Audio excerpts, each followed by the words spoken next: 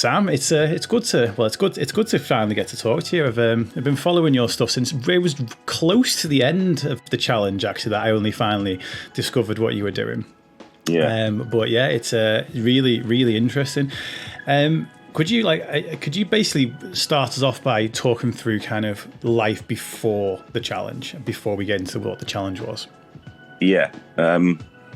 So I've always suffered with anxiety and depression from a young age, and teenage all through school and that. And it developed into having health anxiety, where I'd over obsess with thoughts of every time I had a pain or something, I would think it was something that it wasn't, which ultimately led into depression. Then years later through school, I discovered that if I had a drink of alcohol, then them thoughts and that would dull it, numb it out, which led into having a drink problem and later on into having a cocaine problem off the back of that. I got myself clean and sober for a couple of years, but I wasn't working any type of program. It was just off willpower. So they call it a dry drunk. I was miserable the whole time because I wasn't working a program. So every time I walked past the pub, I had one eye on it, even if it was behind me. I had 2 years where I had no drink and no drugs, and then the pandemic come along, and I think that was very stressful for everyone, wasn't it? Yeah. And I could notice all these old thoughts coming back and this old anxiety that I used to get coming back. So I typed in a natural way of getting rid of it, and I found that cold water helped. And there was someone doing cold showers on YouTube. Yeah. So I decided to do a 30-day cold shower challenge. And I was doing cold showers 2 minutes a day and realised that really did help. And then I was walking along the prom with my cousin one day, and I said, I'm going to get in the water every day for a year. And he said, no, you won't. And I'm quite stubborn. So it kind of came up as quickly as that. Yeah, that's it. Yeah. Amazing. So, obviously, you say your cousin said at the first, no, you won't. Did that no, you won't kind of make you really want to do it? I'm very stubborn. I was going to say we have this discussion a lot in our community, because we've got there's about one in every 150 200 people that when you say nah, you can't do that, that's the one thing that's going to make them do it. So whenever people say, oh, you should never tell someone that they can't do it, I'm like, well, no. Yeah. Sometimes it's the right move. So it was just instantly the idea, right, I'm going to get in that cold water and I'm going to, a year. Because the showers had helped me so much, I thought, well, the sea's colder, that's got to help even more. And it does. And now I finished the challenge, I mix it up a bit. I just had a cold shower this morning, and some days I get in the sea, but I definitely do some form of cold water therapy every day now, without a doubt. Awesome. So, talk us through when you first started with the showers. What was it like on day one? Day one was horrendous. I thought you might say that. Yeah, because it's so unnatural, and everything in which is why I believe it helps so much, because I've had lots of people come down and do the dips. But the showers, it helps so much with people with anxiety. Because it puts you in the same state of fight and flight, but it's a controlled state. Yeah. So you're getting in the water and you're like, oh, I want to get out, a bit like a panic attack, but you get your breathing under control. I've had people that were having panic attacks that have come down to the water with me, and they were signed off work and everything, because since they've been doing cold water, their brain sort of train. It's like, I always say, it's like cold water is like going to the gym, but instead of training your muscles, you're training your mind. Yeah. And when that fight or flight kicks in when you're having a panic attack, if you're dealing with it on a daily basis, your brain sort of knows how to process it. So I haven't had hardly any panic attacks. I've had the odd wobble here and there since I've been cold water, but hardly any. And I know people that have not had any since doing cold water. Yeah. So the first day was horrendous. It was not nice, but you just push through it. Yeah. So when you say you push through it, does it get easier to kind of tolerate, or do you just get what changes in you? When you after about day 3 or 4, you start noticing the positive effects it's having on you. So you actually, in a sick kind of way, start to look forward to it if you're a nutter like me. But no, after a while, you do actually like enjoy them. You just got to push through that first bit of uncomfortableness, get your breathing back under control. And once you did, then I was in the shower for about 5 minutes today with it being cold. So. Yeah, I might actually give one a whirl at like 4 a.m. when I'm, that'll certainly wake me up for those difficult hours while I'm going through tonight. Yeah. I did them for a little while, and similar to I used to kind of get in there and was like, I'm just gonna like see how long I can go. And it was like a little challenge. It was like a little kind of like as well as the effects of the shower itself, the kind of the little not a lot of people like the word smug, but like a little internal smugness, never to anybody else, never like showing off to anybody else what I could do, but to myself going, I can do this. I like that. I can do this. Like, that was like, well, I don't know even why I stopped doing them, because I used to do them loads. I think probably the seasons changed and I turned into a complete and utter wuss. Like as you know, it's fine when you step out of it and it's summer. Whereas. So you say obviously, the idea was right. Well, the sea's colder. Right. What was that like on the first day of like moving from that? Actually, 1 second. Lindsay and Johnny, thank you so much for the donations. I'm trying to remember to thank them, otherwise I don't. Sorry. What was it like the first day of actually getting into the sea? How was that different? That was the 15th of March, and I didn't know at the time when I set the challenge that was the coldest the water had been in 11 years in March. And I live in a seaside town at the bottom of the hill is where the sea is, and I know I'd originally planned on going in right at the bottom of where I lived, but we had to move it further down because there was lots of rocks and that. And the first morning I was on my own, but my mum, nephew and sister were at the bottom of the hill waiting for me as a surprise, and I went in and I come out, my back was all scraped up and I was getting hit over rocks and the water was absolutely freezing. It was like little pin daggers going into you.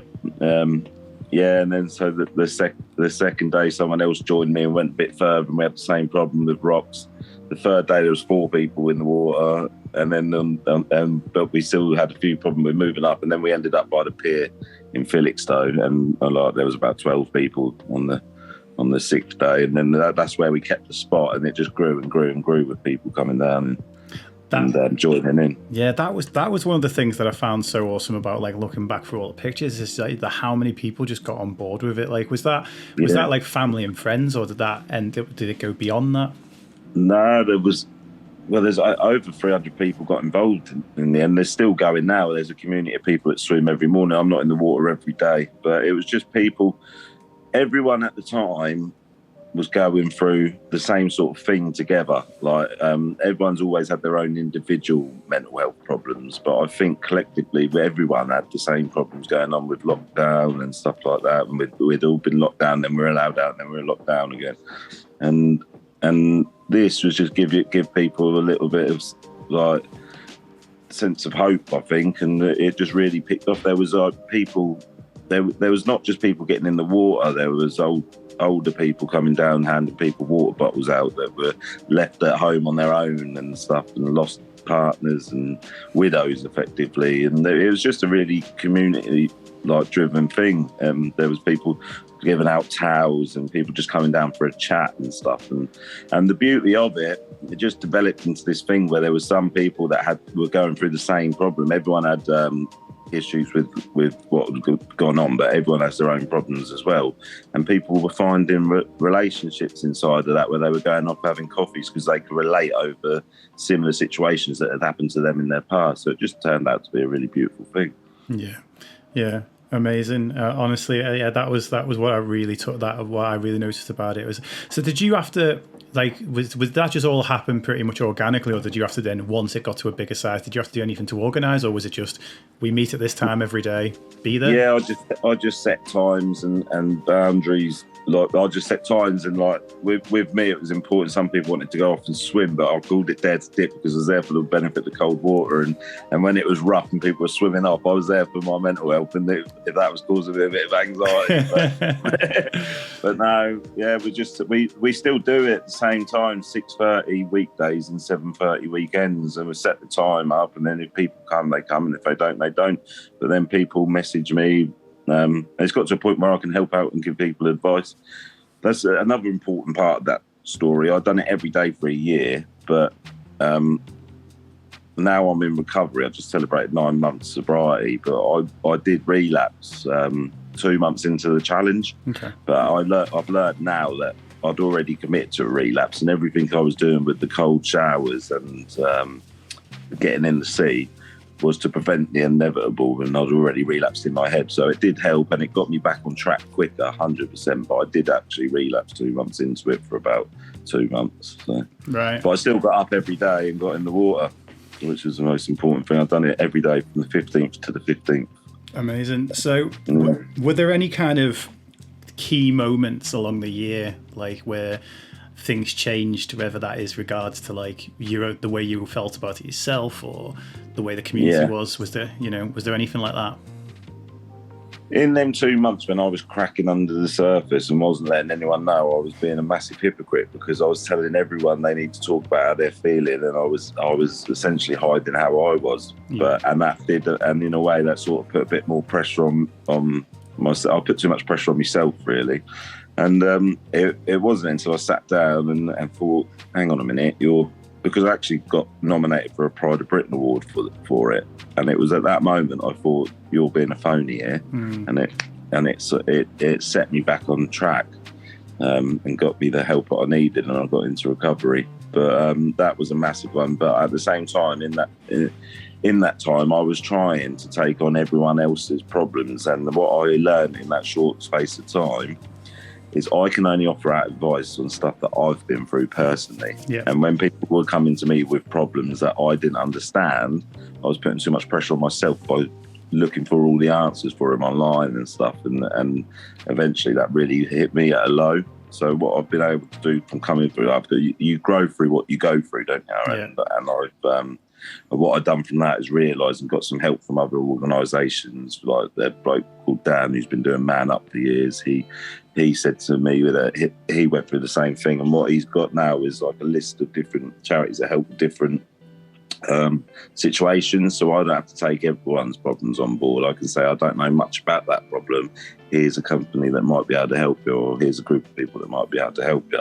Yeah. Instead of taking everything on board, thinking I was some sort of Messiah. Hey, look, I've been in that position. It's like we've got the similar thing in our community, because we don't get in the sea together. We just turn up on the internet and talk. But we have a resources section for that whole purpose. Like, we can talk about whatever's going on there, but it's like it's friends and it's our support. It's like, there's no advice going on. There's like, we've got clear guidelines on that stuff, and at first I wanted to be, because probably maybe there was a little bit of my own ego still wrapped up in it, which was like I wanted to be the person that had all the answers for everyone that come into chat. Whereas it was like, okay, took me a while to A, realise that I can't do that, and B, realise that whilst I'm out there trying to save everyone else's mental health, I'm probably letting mine slip as well, along the way. Yeah, definitely. Yeah, it's a learning curve, isn't it? It is, yeah, it is. And I think the good thing is that we both come through that part of it, because I do actually know people with communities that got to that bit and still try. Like, they still try to be that person. Like, it's if they can't be that person, to that person, they don't want anybody else to be, and that's quite dangerous, really. Yeah, and it's interesting. It's definitely right what you say with the ego thing, because it picked off the way it did, and then I think it lifted my ego a little bit as well, and I thought I have to be this person, and it was quite a relief when I realised, no, actually I don't. Just setting it up, being enough, and other people getting on board and helping each other out. It's a team game. It's not all about one, but individual. Yeah, 100%. Were there any days that you wanted to stop? Yeah. What was that like? Yeah.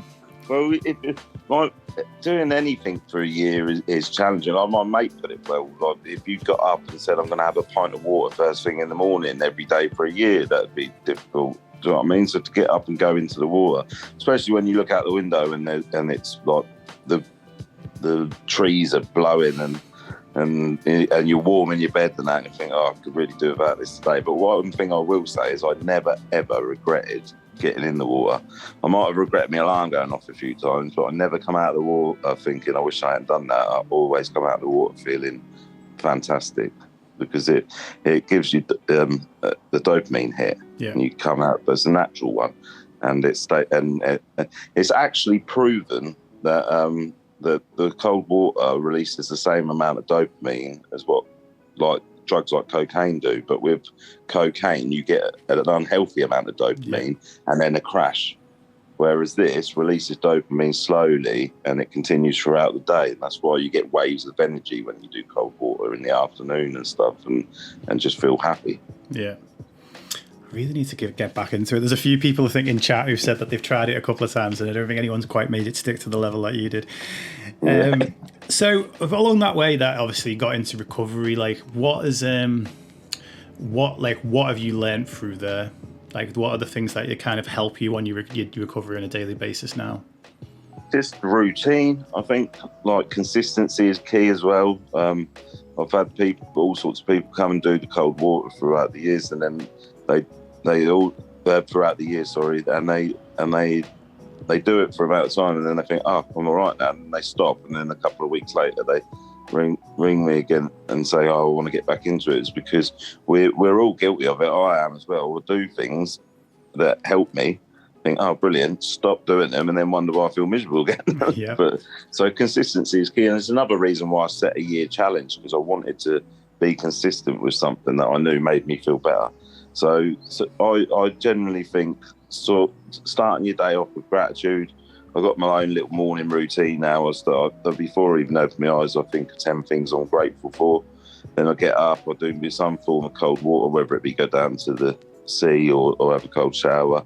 Start the gym and that now. There's a sauna opposite where I do the dips. We go in there, steam room sauna for 10 minutes. And before 9 o'clock, I've achieved so much already. And if you've achieved a lot first thing in the morning, then the rest of the day follows suit, I believe. Like, if you wake up annoyed and angry and stub your toe, then I guarantee every light that you get to in the car is going to be red. It's just the way of the world. Yeah. Well, yeah, it primes us for noticing things. There's a really cool experiment that I often think back to. Is there's this two groups of people, and basically they go along, and the examiner would stop them to ask if they want to do some survey, offer them some money for it, because no one wants to do surveys otherwise. And before they give them the survey, they'd hand them a drink, and then they'd bend down to tie their shoe, and then they'd ask them to read a short passage and answer some questions on the character. And basically, every single person got the exact same script and the exact same questions. The difference was half the people were handed hot drinks and half the people were handed cold drinks.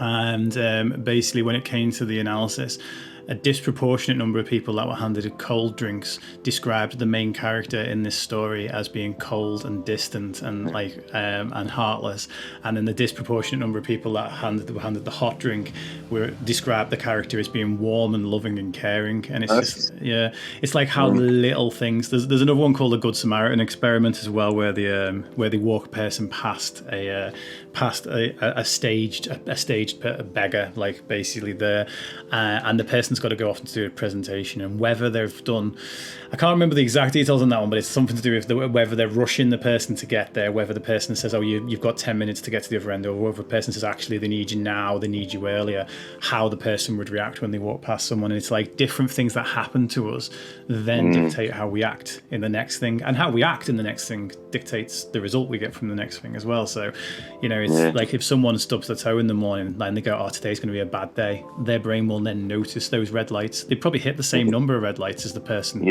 but they'd notice them like so much more. It's really fascinating the way like those things actually work. Yeah, it is. It is. Yeah. And in a sense, that's a bit like what I talk to people about with recovery and how that's the difference between me now in recovery, and I've got a lot more patience. And if I went for a 20-minute drive from Felixstowe to Ipswich, say, a difference between a year ago, me getting every red light, and someone cut me up or get angry, and I'd get there about 20, 23 minutes time. But now like, without getting angry and doing the same journey, you still get there roughly the same amount of time, and you still, like you say, you hit different red lights. I haven't explained that very well. No, I 100% got what you were talking about. Yeah, and it's funny, like what's changed is you. It's like the thing, like the time that it's taken to get there is exactly the same. But your experience through that, and then we take those experiences into the next thing. Like we often talk about the concept of overreacting on our channel, which is like that we never really overreact to anything. If it's what it is we're reacting not to the thing that we're reacting to. We're reacting to that on top of everything else. So if you go into that meeting having driven 23 miles, you've driven 23 minutes, but you've got frustrated at every red light. If you go into that meeting, you might be a little bit more frustrated with that person that's in front of you. It's not because of anything they've done. It's just that whatever they do frustrates you more than it would have done had you have been less frustrated on a journey. So like essentially what you're doing in your morning is you're priming yourself to have a good day to the best of your abilities. Stuff will always happen that's outside of our control, but you're kind of taking control of the fact is that you can choose before you open your eyes. You don't have to look and see whether there's something on Twitter that's going to piss you off or whatever. Actually, I don't think you're on Twitter, are you? I couldn't find you on there when I was doing I'm not. No. good choice. I was going to say I didn't find you on there when in fact, I'll tell you what, I found some interesting stuff when searching Dare to Dip on Twitter. It was a unique brand of porn that I didn't know existed anyway. It's like, and then that's nothing to do with that. Well, I was gonna say, and then when my mods looked it up for me, they're like, where did you find? How did you find this porn? All I found was like people getting like cars dipped and stuff, and I was just like, oh, well, I don't know. Clearly, I've got all of my safety settings switched off. But yeah, it was interesting. But the thing is like that priming thing. The first things we do in the morning, it's they are important, and it's like and because I talk to people all the time that struggle to get out of bed, and it's like if they get out of bed, it's like and they tend to treat it like they've not done anything. They've not done anything important. It's not done anything. It's like you've been struggling to get out of bed. Like you've not been able to get out of bed for 3 days or 5 days or 10 days, and you got out of bed today. Do you realize how huge that is? And like our attitude towards it, it really, really makes a difference. Yeah, I think we're very quick to tell ourselves when we're doing something wrong, but don't give ourselves enough credit sometimes when we do something right. And I think it's about learning how to talk to yourself in here, how you talk to other people. Yeah. Because we were our own worst critics up here, but we don't treat anyone else like that. Yeah, no, exactly. The expression we use for that is we don't guilt ourselves into greatness. It's like, the more like if you were to try and motivate a friend, what would you say to them? You'd say to them, oh, you're doing really well. You got this. Like keep going. Like just one step at a time, etc., etc. If you're trying to motivate yourself, what you say to yourself is like, you stupid. Like you go off on one. It's like, okay, cool. That that wouldn't work on your friend. So why do you think it's going to work on you? And it never does. It's old habits, isn't it? And it's just about breaking them habits and learning how to talk to yourself a bit differently. Yeah, 100%. It's like two different languages. Yeah. So for the project now, like now that you've done it for a year, am I right in saying it's developed onto something more? Yeah, we've done a podcast off the back of it called Dare to Talk, where we have guests come on and talk about their problems and trying to inspire other people, and it's been great. I just had my dad on there as a guest, and he had cancer when me and my brother and sister were kids, and he talked about how that affected with mental health and that. And on the back of that, we're doing a fancy dress dip on the 2nd of July, where everyone's getting into fancy dress and coming down with, and we normally raise money for Anxiety UK, but on this occasion we're going to raise money for cancer research, and we've got a couple of lip picking things coming up where people can go. We're going to go up and group people with similar problems that have gone through similar stuff, and the idea is when they're picking up litter, instead of facing each other, they can probably open up and talk to each other along the beach while we're clearing our beach up as well, which is handy. And then just really concentrate on the podcast, to still doing mental health awareness around the dips and that, but we're going to do special days with other charities if people want to get involved and raise a bit of money for their charity as well. Amazing. I was going to say, how have you found it? Like, obviously we don't said you don't use Twitter, but like in terms of, have you found much integration like or interaction with other people within the mental health community, the wider mental health community online? Yeah, I'm starting to more now. Like it goes in stages, doesn't it? I don't know if you notice there's patterns where you don't speak to people for a while, and then you get a group of people all at once message you and that. But yeah, there's. Do you know the fantastic thing is that people have messaged me, whether it's to do with them and or their partners or whatnot, and they've just been able to open up. And now the community's building a little bit. If a woman messages me and who's hello, I'll say this lady might be able to help. And then they've formed friendships and people can really bond over stuff that's happening to them. Or if a bloke's struggling with his drinking, I've picked him up and took him to meetings and see the light come back on in people's eyes. Seeing people get better is a real motivation for me to carry on doing what I'm doing, whether it be with mental health or drink and drug problems or anything really. I've always been someone that someone can talk to me about their problems and it's good. But there is times now when I can actually say, I can't help you with that. I'm really sorry, but here's someone that might be able to, and I think that's important as well. You don't want to take the whole weight of the world on your shoulders. Yeah. There's definitely got to be a line there because, you know, as you said at the beginning, it's like you were already burning out from other stuff. It's like this can become a refocus, but then if you take too much on with that in itself can become a bit. I mean, we had the same. I had the same thing with my community. Is the fact that once I had this community, it at first it was a very clear purpose that gave me much more of a reason to get out of bed in the morning and all the rest of it. And you think at first I can do this forever. Like I can, like I feel good off the back of it. I feel good for the fact that I'm helping, but. There has to be a cutoff, and yeah, I experienced the same thing as what you just said. Then is that you feel like there's months at a time where there's not much being said within the community, and then there's months where it's like, oh, everybody wants to do something, or has got a project on, or is doing something at this period. This is the whole feast or famine thing. It's like it's like one or the other. Yeah. What would you say is the biggest takeaway that you've got from completing the year? I think just consistency with the cold water. Like it's opened up so much more room for creativity in me brain. Like, without all that negative thinking and that, other stuff's coming and other ideas come in. Because before that, my life was all very, very much like negative thinking, negative, like stuck in a rut. Constantly, and when all that disappears, only good things are going to come in to your mind. So consistency is key, like I said. But like I've got into the recovery from it, so I surround myself with good people. When I was drinking and taking drugs, it's no coincidence I'm hanging around with people that are drinking and taking drugs. Yep. Now I'm in recovery, I hang around with people in recovery, and now I do that. Now I've been working on my mental health, I hang around and have inspired other people to help with mental health. Off the back of that, I've just started my dream job. I generally believe if you put out negativity into the world, then you're going to draw negativity towards you. Yeah. Since I've been putting out positivity, all aspects of my life have started getting positive. Yeah. Better relationship with my family, with my kids, with my friends. What working on your mental health and getting in recovery gifts your friends and family and your children is your presence back. Yeah. That is the best gift you can give anyone.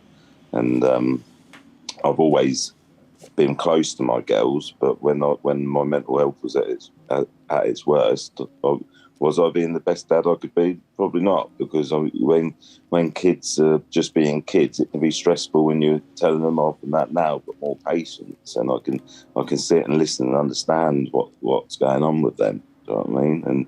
And that is probably the one biggest thing that I can do, because now I can see where they're going wrong, let them make their mistakes, and sit down and talk to them about it after. Do you know what I mean? Yeah. Whereas before, I'd just be, don't do that, and send them to the room or whatever. But now that is probably the best thing, giving back my presence to my family, my friends, and especially my children.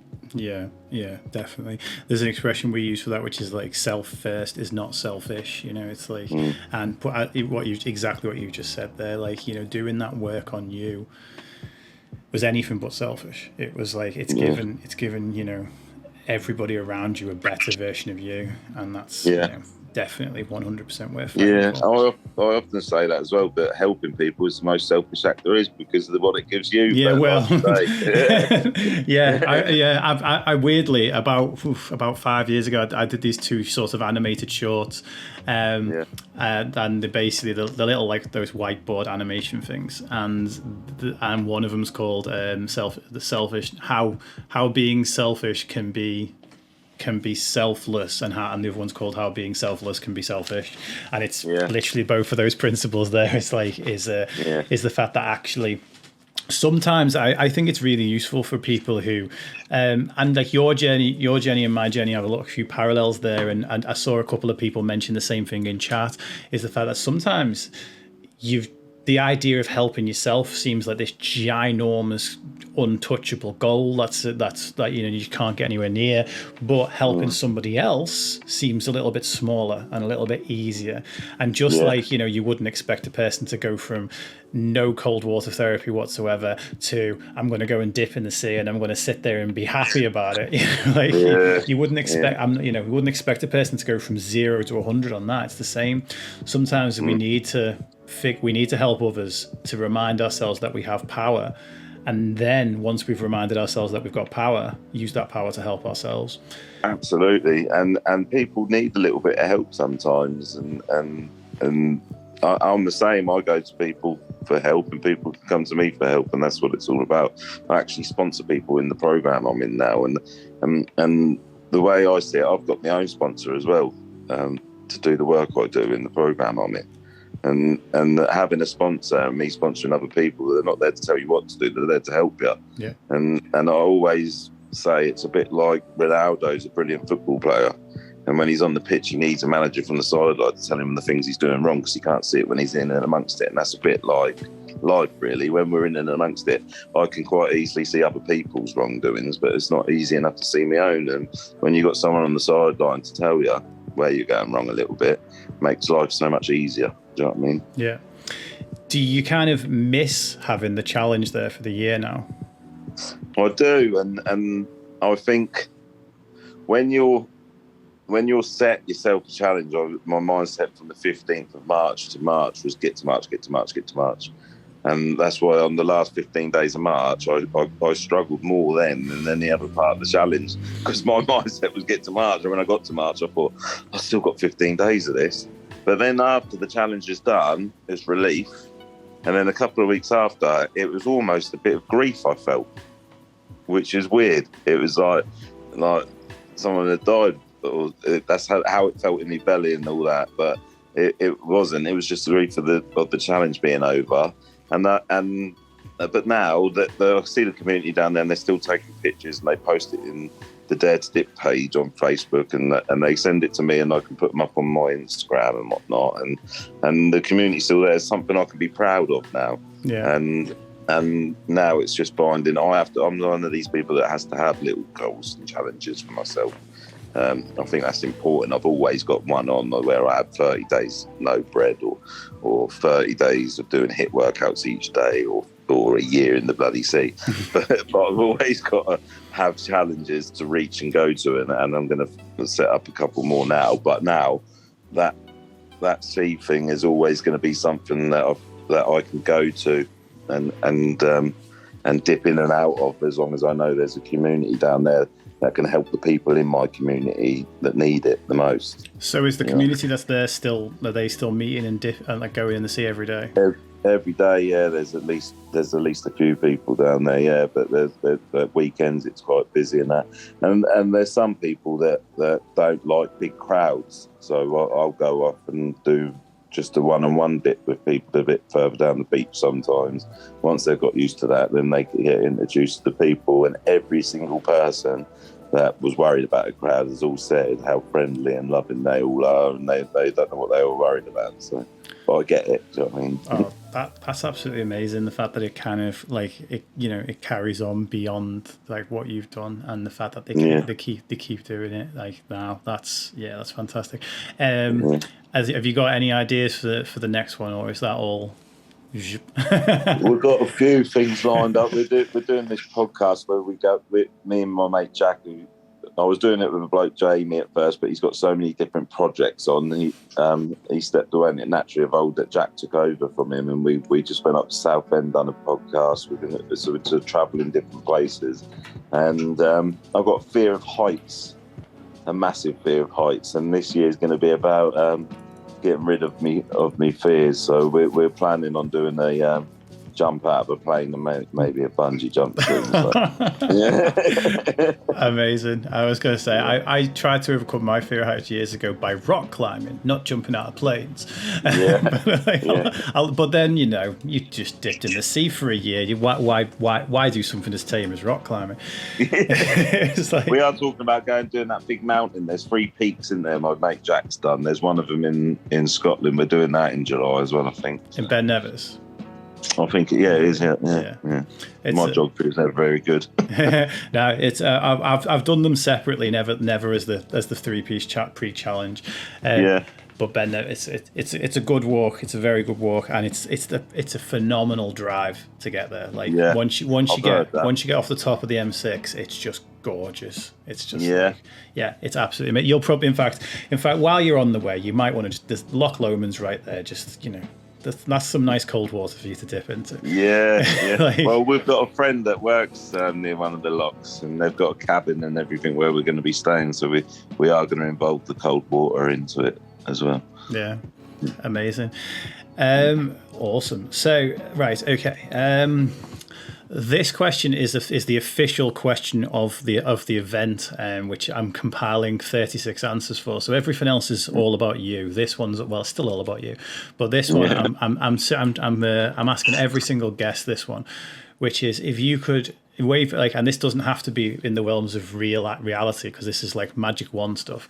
If you were to wave a magic wand and change one thing in the world to positively impact mental health, what would it be? Well, that's a massive question, isn't it?